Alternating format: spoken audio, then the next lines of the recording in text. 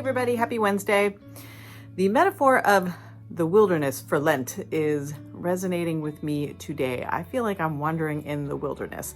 I had planned to share with you what the second thing was that we were supposed to give up for Lent from the book study that's being done on Sunday morning, but I came to understand as I engaged the class as a recipient only. I'm not teaching, I'm just there to receive and participate, which is wonderful. But anyway, when I was in the class participating on Sunday, I came to understand that I had done things incorrectly. I had done things wrong over the previous week. I thought we were supposed to be reflecting on a particular chapter, but it turned out I had skipped ahead, and no one batted an eye about that except for me. I felt kind of silly. And so that's got me to thinking more about the terms right and wrong in regard to our spirituality, and that I just want to banish those terms when we think about spirituality and the ways that we engage in relationship with God. I think the only wrong thing we can do is to not engage in relationship at all, or to ignore our prayer life or our study or our Bible reading. And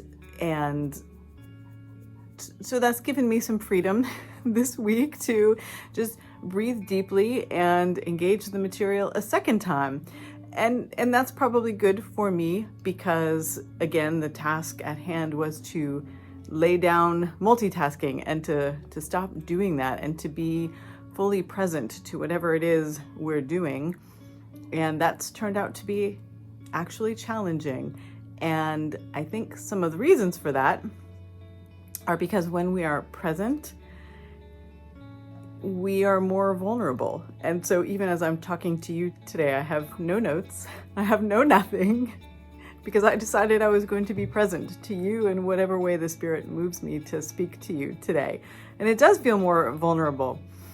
And I think the multitasking and the distracting ourselves with a second thing to do while we're talking to people is a defense mechanism and a way to distance ourselves. I'm learning or remembering, whichever one it is right now. And so I think it's good that I had a second week to focus on multitasking, and that perhaps the decision to engage that first week early was Spirit-led. Maybe not, but whatever it was, the Spirit is doing something with it in me.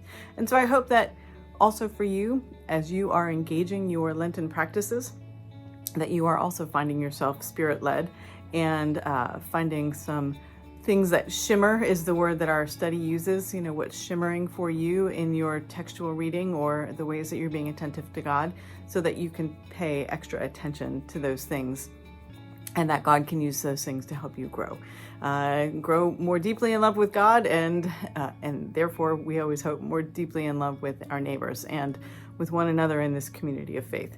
So that is my Lenten rambling for today and your Beacon Light for today. And I'm grateful if you made it this far, and I'll see you again next Wednesday. Thanks. Bye.